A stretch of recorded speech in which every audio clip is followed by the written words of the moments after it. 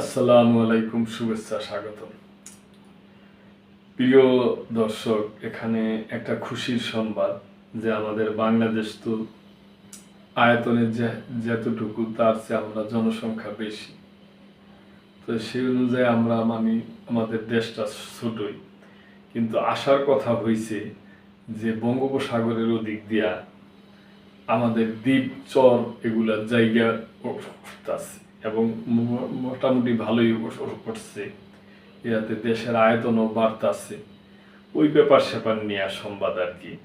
তো এটা আমি মনে করি আমার ব্যক্তিগত বলা যে এটা আমাদের জন্য খুশির সংবাদই, ভালো হ্যাপি নিউজ, ভালো সংবাদ। আয়তনে বাড়ছে বাংলাদেশের, আশা দেখাচ্ছে বঙ্গোপসাগর। লবণাক্ত পানির বুক চিরে জেগে ওঠা চরে প্রতিনিয়ত বাড়ছে বাংলাদেশের আয়তন, খুবই খুশির সংবাদ। 30 বছর আগে বঙ্গোপসাগরের যে জায়গা দিয়ে ভটভট করে চলতো মাছ ধরার ট্রলার, সেই জায়গা দিয়ে এখন চলে ট্রাক, টেম্পো, রিক্সা।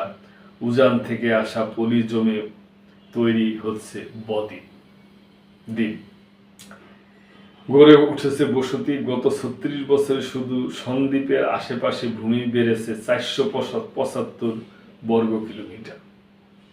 খুবই ভালো সংবাদ। গবেষণায় দেখা গেছে মেঘনা অববাহিকা ও উপকূল জুড়ে তৈরি হয়েছে অর্ধশতাধিক দ্বীপচর।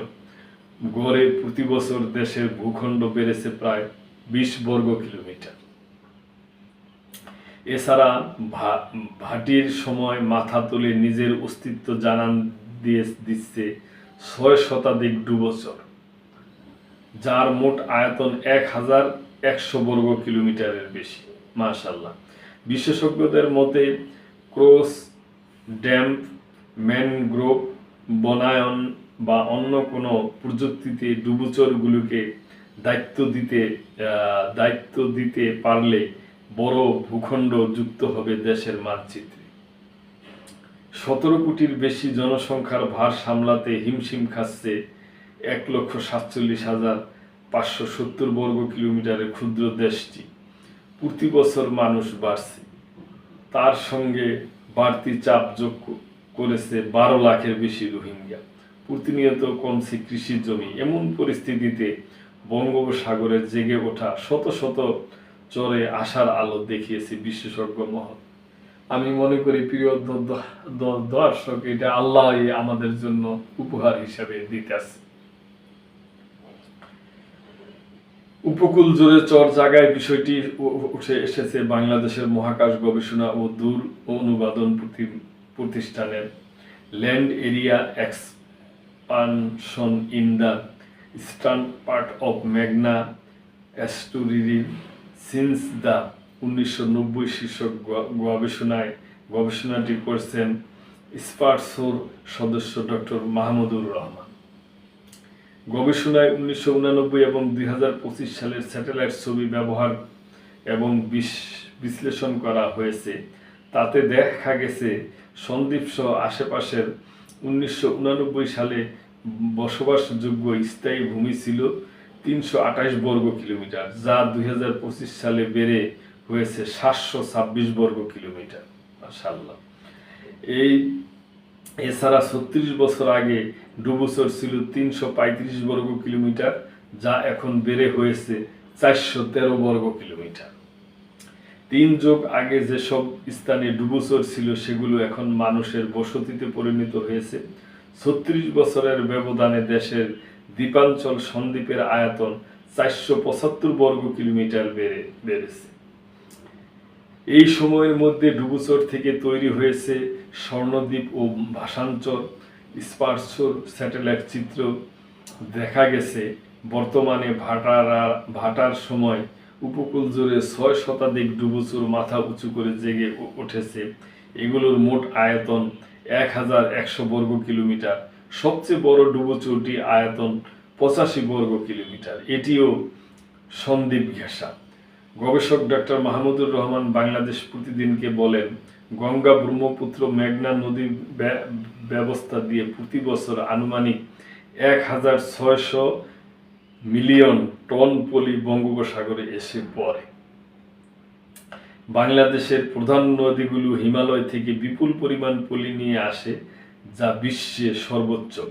এই পলির কারণে বঙ্গোপসাগরের অগভীর জায়গাগুলো ধীরে ধীরে ডুবোচরে পরিণত হয় এবং পরবর্তীত সময়ে তা বিস্তৃত ভূখণ্ডে রূপ নেয়।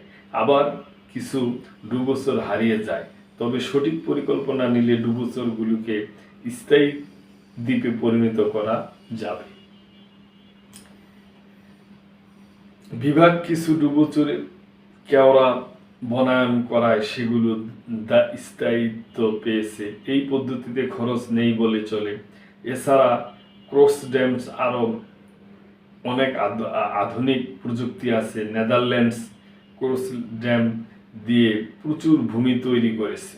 সন্দ্বীপ উরুইচর নোয়াখালী ক্রস বাঁধের উপর ভূমি পুনরুদ্ধার প্রকল্পের এক সমীক্ষায় দেখা গেছে যে ক্রস বাঁধটি অদূর ভবিষ্যতে প্রায় 18,000 হেক্টর নতুন জমি এবং 30 বছরের মধ্যে আরও 18,000 হেক্টর জমি জন্ম নেবে, যা 1,80,000-এর বেশি মানুষকে সরাসরি উপকৃত করবে। দর্শক, খুব ভালো খবর। বাংলাদেশ প্রকৌশল বিশ্ববিদ্যালয়ের পানি ও বন্যা ব্যবস্থাপনা ইনস্টিটিউটের অধ্যাপক ডাক্তার সাইফুল ইসলাম বলেন, আমাদের নদীগুলো দিয়ে দেশের বাইরে থেকে প্রচুর পলি আসে। এর বড় একটা অংশ বঙ্গোপসাগরের গভীরে হারিয়ে যায়। ক্রস ড্যাম দিয়ে পলিগুলো পরিকল্পিতভাবে আটকাতে পারলে উপকূলীয় এলাকায় প্রচুর ভূমি তৈরি করা সম্ভব। নেদারল্যান্ডস রাষ্ট্রটি তৈরি হয়েছে ক্রস ড্যাম দিয়ে, ছোট ছোট চর ভরে। তবে ক্রস ড্যাম ব্যয়বহুল, দ্রুত ভূমি বাড়াতে চাইলে এটাই পথ। ম্যানগ্রোভ বনায়ন করেও কম খরচে চরের স্থায়িত্ব দেওয়া যায়। তো প্রিয় দর্শক, আমি মনে করি এটা বাংলাদেশের জন্য সুখবর, আল্লাহর দেওয়া নিয়ামত বলা চলে। তার কারণ আমাদের দেশটা আয়তনে ছোট, আমরা জনসংখ্যা বেশি, তার উপরে আবার রোহিঙ্গা জনগণ আছে। তো আল্লাহ যদি এইভাবে যদি আমাদের বঙ্গোপসাগরের দিক দিয়ে যদি এইভাবে দ্বীপাঞ্চল চর জায়গা দেশের আয়তনটা বড় হয় তাহলে ভালোই হয়। তো এই দর্শক, আজকে এই ছিল সংবাদ। তাই আপনারা ভালো থাকবেন, সাবস্ক্রাইব করে চ্যানেলটির পাশেই থাকবেন। আল্লাহ।